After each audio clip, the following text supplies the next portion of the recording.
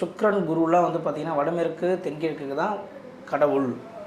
அவர்கள் பரிசுத்தமாக இருக்கக்கூடிய இடம், மாபெரும் செல்வத்தை. எனக்கு தெரிஞ்ச ஒருத்தவங்களோட வீட்டில் சார் தென்மேற்கு பாதிக்கப்பட்டு அவங்களோட கல்லீரல் வந்து பாதிப்பாயிடுச்சு. அது உண்மைதானா? உண்மை. அந்த டெம்பர் கிளாஸ் வந்து பார்த்தீங்கன்னா உடஞ்சி போய் அப்படியே கிராக் விட்டுருக்கும். அதே 6 மாதம் யூஸ் பண்ணுறாலாம் இருக்கும். சின்ன ஒரு வாஸ்து பற்றி கேட்கும்போது நம்ம உடலை பற்றியும் நீங்கள் சொல்கிறீங்க.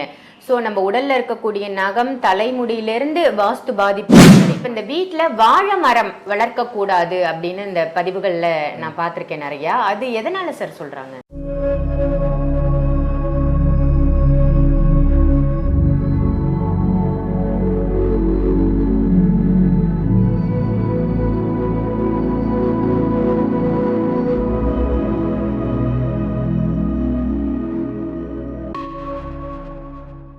ஆன்மீக பரிகார நேயர்கள் அனைவருக்கும் அன்பான வணக்கங்கள். இன்னைக்கு நம்ம யாரை சந்திக்க வந்திருக்கோம் அப்படின்னு பாத்தீங்கன்னா அஸ்ட்ராலஜர் வாஸ்து நிபுணர் சம்பத் சுப்பிரமணி சாரை தான் சந்திக்க வந்திருக்கோம். வணக்கம் சார். வணக்கம் மேடம்.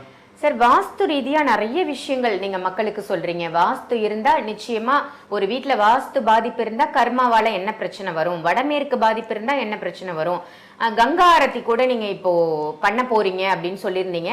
அதை பத்தி முதல்ல சொல்லிட்டு அப்புறம் நம்ம பதிவுக்குள்ள போலாம் சார். அந்த கங்கா ஆரத்தியோட சிறப்பு என்ன, என்னைக்கு அந்த ஃபங்க்ஷன் நடக்க போகுது, யாரெல்லாம் கலந்துக்கலாம்?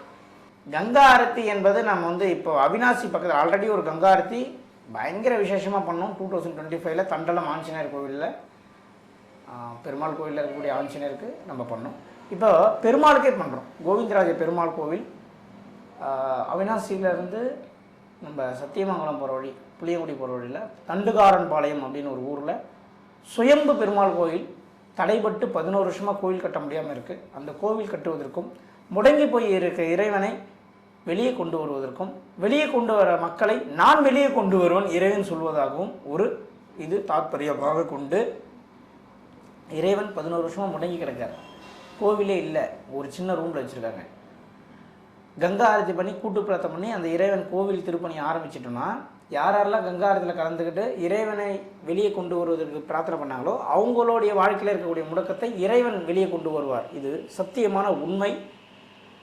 அதனால் அனைவருமே வருகின்ற 18ஆம் தேதி புளியங்குடி அவினாசி பக்கத்தில் 13 கிலோமீட்டர், அவினாசிலிருந்து 13 கிலோமீட்டர் புளியங்குடி போகிற வழி சாலையில் தண்டுக்காரன் பாளையம் என்ற ஊரில் கங்கா ஆரத்தி நடைபெறுவது. அனைவரும் வந்து பொங்கல் வைத்து கலந்து கொள்ளுங்கள். அனைவரும் வாங்க, இறைவனை வெளியே கொண்டு வாங்க, இறைவன் உங்களை வெளியே கொண்டு வருவார். வாஸ்து ரீதியாக உங்கள் வீட்டில் எவ்வளோ பெரிய குறை இருந்தாலும் அது நிவர்த்தியாகும். Super sir. வாஸ்துக்காகவே கங்கா ஆரத்தி பண்ண போறீங்க, என்ன டேட்ல பண்றீங்க, பொங்கல் வச்சு இந்த கங்கா ஆரத்தி பண்றதால என்ன சிறப்பு அப்படின்னு மக்களுக்கு சொல்லியிருக்கீங்க. கண்டிப்பா மக்கள் எல்லாரும் வந்து கலந்துக்கணும். இன்னைக்கான டாபிக் உள்ள போயிடலாம் சார். கோடீஸ்வர யோகம் தரும் வாஸ்து அமைப்பு அப்படின்னா ஒரு வீடு இந்த அமைப்புகள்ல இருந்தா நல்ல ஒரு லக்கு, அவங்களுக்கு நல்ல ஒரு யோகம் கிடைக்கும் அப்படின்னா என்ன மாதிரி அமைப்புகள்ல இருக்கணும்? எந்த அமைப்பில் வேணாலும் இருக்கட்டும். முதலில் ஒரு வீட்டில் தேவையில்லாத பொருட்களை தவிர்க்க வேண்டும். கிழிந்த துணிகள் இருப்பது, உடைந்த சாமான், சைக்கிள் இருக்கும் ஓட்டவே மாட்டாங்க, ஓரம் தள்ளி விட்டுருப்பாங்க, பைக் இருக்கும் அப்படியே பல வருஷமாக ஒரு இடத்துல நின்றுருக்கும். இந்த மாதிரி யூஸ் பண்ணாத பொருட்கள் எந்த வீட்டில் இருக்கிறதோ அவர்கள் நிச்சயமாக கோடீஸ்வரர்களாக ஆக முடியாது. 10 வருஷத்துக்கு ஒரே சட்டையை போட்டு சுற்றுவாங்க சில பேர், ஆக முடியாது. அதனால் தேவையற்ற பொருட்களை ஒரு வீட்டில் குறைத்தாலே அந்த வீடு வயிட்டு கம்மியாயிடும். வயிட்டு கம்மியாகிற ஒரு வீடு மாபெரும் வெற்றி சாதனைகளை படைத்தே தீரும். அதன் பிறகு நம்ம அமைப்புக்கு போகலாம். ஒரு வீட்டில் யூஸ் பண்ணாத பொருளை தயவு செய்து டிஸ்போஸ் பண்ணிவிடுங்க. அதேமாரி நைட்டில் சிங்கில் சாப்பிட்டுட்டு அப்படியே போட்டுட்டு காலையில் பாத்திரம் துளக்கிற வேலை யாருக்குமே இருந்துச்சுன்னா இவங்களாம் ஜெயிக்கவே முடியாது. எவ்வளோ வேலை இருந்தாலும் நைட்டில் சிங்கில் பாத்திரத்தை போட்டுட்டு காலையில் துளக்காதீங்க. சிங்க்கு வந்து தென்கிழக்கு மூலை, நெருப்பு மூலை, அக்னி மூலை.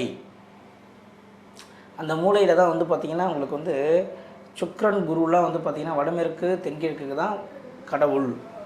அவர்கள் பரிசுத்தமாக இருக்கக்கூடிய இடம், மாபெரும் செல்வத்தை ஈர்க்கும்.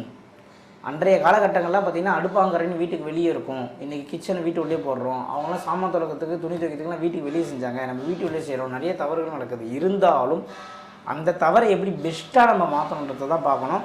தயவு செய்து நான் ஒரு விஷயத்தை தெளிவாக சொல்கிறேன். ஒரு வீட்டில் தேவையில்லாத பொருள் எவ்வளோ இருந்தாலும் போட்டுருங்க. சில பேர் போட மனசு இல்லாமையே யூஸ் இல்லாத பொருளை வச்சுருந்து வீணாக போகிறீங்க. ஏன்னே தெரியல. சில பேர் வீட்டில் பாருங்கள் ஃபுட்டு மீந்து போயிடும், பக்கத்து வீட்டு கொடுக்கறதுக்கு மனசு வராது, இவனும் சாப்பிட மாட்டான், கொடுக்கவும் மாட்டான். ஃபுட்டு வீணாக போகிற ஃபுட்டை மறுபடியும் இவனே சாப்பிட்டு ஹாஸ்பிட்டலில் போய் படுத்துப்பான். உன் எண்ணமே உனக்கு செயல். நீ பக்கத்து வீட்டு கொடுக்கலாம் நல்ல எண்ணத்தில் கொடுத்துருந்தா அவங்களும் சாப்பிட்ருப்பாங்க. அந்த கெட்டுப்போன ஃபுட்டை நீ சாப்பிட்டு உன் உடலும் கெடாத போயிருக்கும். இதை தான் பெரியவன் சொன்னான், உன் எண்ணமே செயலாகும்னு சொல்லிட்டான். தயவு செய்து உங்களுக்கு அது பழைய துணி இல்லாதவங்களுக்கு அது புது துணி. தேவையற்ற பொருட்களை தவிர்த்துருங்க. வீட்டில் எவ்வளோ வெயிட்டை கம்மி பண்ண முடியுமோ கம்மி பண்ணுங்க. இதை செய்கிறவங்க அனைவருமே நிச்சயமாக கோடீஸ்வரர்களாக மாறுவார்கள். எந்த ஒரு பிக் ஷாட் வீட்லேயும் போய் பாருங்கள், தேவையற்ற பொருட்கள் இருக்காது. ஸ்லம் பீப்புள்ஸை போய் பாருங்கள், தேவையில்லாத பொருட்கள் மட்டும்தான் வச்சுருக்கோம். தயவுசெய்து புரிஞ்சுக்கணும் மக்களே, இது ரொம்ப முக்கியமான விஷயம். தேவையற்ற பொருட்களை தயவு செய்து அவசியம். ஒரு ஃபோனில் கூட டெம்பர் கிளாஸ் வந்து பார்த்திங்கன்னா உடஞ்சி போய் அப்படியே கிராக் விட்டுருக்கோம். அதே 6 மாதம் யூஸ் பண்ணுற ஆளாக இருக்கும். சின்ன ஒரு கோடு வந்தாலும் மாத்திர ஆள் இருக்கும். 2 பேருடைய வாழ்க்கையை நீங்கள் உட்கார வச்சு பேசி பாருங்களேன், டிஃப்ரென்ஸ் பாருங்களேன். 2 பேருக்கும் வெவ்வேறு விதமான வாழ்க்கையில் பரிணாம வளர்ச்சி இருக்கும். இந்த டெம்பர் கிளாஸ் உடஞ்சி மாற்றாதே இருக்கணும், அப்படியே தான் இருப்பான் லைஃப்பில். எல்லாத்துலேயுமே ப்ரொமோஷன் வந்தாலும் தட்டி போயிடும், கிடைக்காது. சின்ன கோட்டுக்கு கூட அவன் போய் அந்த உணர்வுக்கு மதிப்பு மரியாதை கொடுக்குறவனுடைய வாழ்க்கை வேறு மாதிரி இருக்கும். அதனால் தயவுசெய்து தேவையற்ற பொருட்களை அனைவரும் குறைக்க வேண்டும். நகம் வளர்ப்பதை தவிர்க்க வேண்டும், முடியை ஓவராக வளர்ப்பதை தவிர்க்க வேண்டும். இதெல்லாம் நிறைய விஷயம் இருக்குது. அளவுக்கு மீறி எதுவுமே இருக்கக்கூடாது. அது உடலிலாக இருந்தாலும் சரி, உணவிலாக இருந்தாலும் சரி, வீடாக இருந்தாலும் சரி, அளவுக்குள்ளே இருக்கும் வரை அனைத்தும் சுபிக்ஷம், மாபெரும் மாற்றம், பெரிய சக்ஸஸ் உண்டு. இப்போ ஜென்ரலாக வாஸ்து பற்றி கேட்கும்போது நம்ம உடலை பற்றியும் நீங்கள் சொல்கிறீங்க. ஸோ நம்ம உடலில் இருக்கக்கூடிய நகம் தலைமுடியிலேருந்து வாஸ்து பாதிப்பு வந்து கொடுக்குமா சார்? நிச்சயமாக கொடுக்கும் மேடம், நிச்சயமாக கொடுக்கும். நீங்கள் நகைலாம் அதிகமாக வளர்த்தீங்கன்னா நிச்சயமாக அதுக்கு உண்டான எஃபெக்ட் உங்களுக்கு கண்டிப்பாக உண்டு. நிறைய விஷயம் இருக்குது மேடம். வாஸ்துன்றது நீங்கள் நினைக்கிற மாதிரி 4 மூளை, பர்மீடு, கருங்காலி, பூஜைலாம் கிடையாது மேடம். அதை நல்லா புரிஞ்சுக்கணும். அதனால் தேவையற்ற பொருட்கள் அனைத்துமே குறைங்க. நிச்சயமாக ஒரு பெரிய மாற்றம் உண்டு. நல்ல விஷயம் சொல்லியிருக்கீங்க சார். என்னென்னா வாஸ்துப்படி நீங்கள் நகம், முடி, உடல் சுத்தம், இட சுத்தம் அப்படின்னு சொல்கிறீங்க. நான் தர்திரம் அப்படின்னு தான் கேள்விப்பட்டிருக்கேன். நீங்கள் சொல்கிற மாதிரி சிங்கில் பாத்திரம் இருந்தால் அது தர்திர நிலையை கொடுத்துரும், அதை வாஷ் பண்ணி வச்சுருங்கன்னு சொல்லுவாங்க. ஆனால் இது வாஸ்துலேயும் இம்ப்ளிமெண்ட் ஆகுது அப்படிங்கிறது நீங்கள் சொல்கிறது மூலமாக தெரியுது சார். நிறைய நல்ல விஷயங்கள் மக்களுக்கு சொல்கிறீங்க சார். இப்போ இந்த வாஸ்துலேயே தென்மேற்கு மூலை ஒரு வீட்டில் வந்து பாதிப்பாக இருக்குது அப்படின்னா என்ன மாதிரி பிரச்சனைகளை அது கொடுக்குது? தென்மேற்கு மூளை பாதிக்கப்படுறா நிச்சயமாக அந்த வீட்டில் வந்து என்னென்னா கிட்னி ரிலேட்டடான பிரச்சனைகள் வருவதற்குண்டான வாய்ப்புகள் உண்டு. அதில் எந்த விதமான பணத்திற்காக ஓடுவாங்க. கணவன் மனைவி பிரிஞ்சு வாழ்வாங்க. மிஸ் அண்டர்ஸ்டாண்டிங் இருக்கும், மியூச்சுவல் அண்டர்ஸ்டாண்டிங் இருக்காது. சரிங்களா? அதில் எந்த விதமான மாற்று கருத்தும் கிடையாது. பொதுவாகவே இயற்கையாகவே தென்மேற்கு பாதிப்பு இருக்கிறவங்க யாராக இருந்தாலும் அவங்க வந்து உடல் ஆரோக்கியம் கெடும் மேடம். 100% கெடும். முடியாமல் அடிக்கடிக்கு போய் படுத்துப்பாங்க. உடம்புல ஸ்டாமினா பவரை இழந்துருவாங்க. சின்ன பையன் வந்து அடிச்சுட்டு போயின்னு இருப்பான். அதான் உண்மை. அதனால் தென்மேற்குக்கு கொஞ்சம் நம்ம முக்கியத்துவம் கொடுக்கணும். எனக்கு தெரிஞ்ச ஒருத்தவங்களோட வீட்டில் சார் தென்மேற்கு பாதிக்கப்பட்டு அவங்களோட கல்லீரல் வந்து பாதிப்பாயிடுச்சு. அது உண்மைதானா? உண்மை, 100% உண்மை. அவங்களுக்கு கல்லீரல் மட்டும் கிடையாது, அடுத்த கிட்னியை அது கொஞ்சம் பதம் பார்க்கும். சொல்லிட்டேங்க. கொஞ்சம் இமீடியட்டாக அவங்கள அந்த நம்ம ரெக்கவர் பண்ணோன்னா மாற்றி தான் அவங்க வேறு வழி இல்லை. ஓகே. இப்போ இந்த தென்மேற்குலேயே அவங்க வந்து பெட்ரூமோ இல்லை அவங்க படுக்கை அறை அங்கே இருக்கு அப்படின்னா மட்டும்தான் பாதிப்பு கொடுக்குமா? இல்லை இந்த வீட்டில் அவங்க எந்த இடத்துல இருந்தாலும் எங்கே வேணாலும் இருக்கட்டும், வீட்டில் தென்மேற்கு ஃபால்ட்னா அவங்க அதை அனுபவித்தே ஆக வேண்டும். ஓகே. சரி, இப்போ இந்த வீட்டில் வாழை மரம் வளர்க்கக்கூடாது அப்படின்னு இந்த பதிவுகளில் நான் பார்த்துருக்கேன் நிறையா. அது எதனால சார் சொல்கிறாங்க?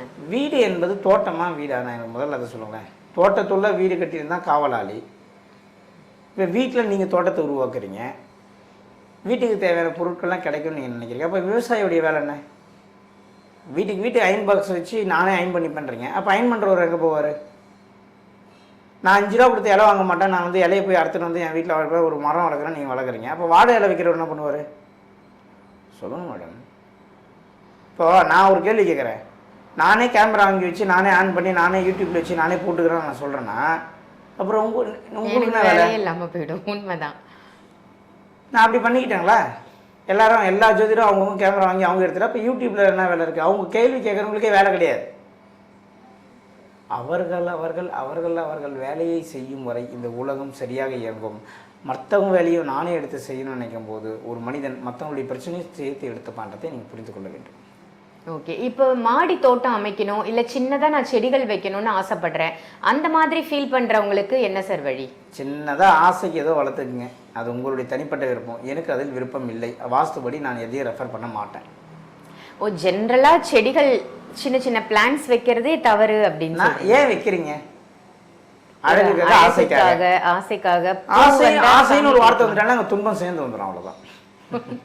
ஆசைய துன்பத்திற்கு காரணம். ஆமா, அதுதானே எல்லா மகானும் சொல்லியிருக்காங்க. ஓகே சார், அப்போ நம்ம வீட்டுல வாழை மரமோ இல்ல முருங்கை மரமோ வேப்ப மரமோ வளர்க்காம தனிப்பட்ட முறையில தோட்டத்துல வளர்த்துக்கலாம், தாராளமா வளர்த்துக்கலாம். ஆனா கண்டிப்பா வளர்த்தோம்னா வீட்டுல வாஸ்து பாதிப்புன்றது வரும், 100% ஏற்படும். சரி, இந்த செடிகள் கொடிகள் என்ன மாதிரி பாதிப்பை கொடுக்கும் ஒரு வீட்டுக்கு? தடை தடங்கள் தாமதம், சுபகாரியம் தடங்களும் கண்டிப்பா கொடுக்கும். உடல் ஆரோக்கியத்துல பெரிய பிரச்சனையை கொடுக்கும். கொடியை வச்சீங்கன்னா நரம்பு பாதிக்கும். சார், வீட்டுக்கு முன்பகுதி வீட்டுக்கு பின்பகுதி கொள்ளை அப்படின்னு பிரிக்கிறாங்க இல்லையா, அந்த மாதிரி பாதிப்புகளும் வருமா இதுல? 100% வரும். கிராமத்துலலாம் போனீங்கன்னா இன்னும் வாஸ்து நீங்க நல்லா கத்துக்கலாம். Okay sir, super. ஏன்னா அங்க தனியா கொள்ளைன்னு இருக்கும், அங்க அவங்க தோட்டத்துக்கு தேவையான. கிராமத்துல போனீங்கன்னா வாஸ்து உங்களுக்கு கிளியரா புரியும், சிட்டியை விட கிராமத்துல நல்லா புரியும். சூப்பர் சார், ரொம்ப அருமையான தகவலா கொடுத்துருக்கீங்க வாஸ்து பத்தி. நன்றி. நன்றி மேடம்.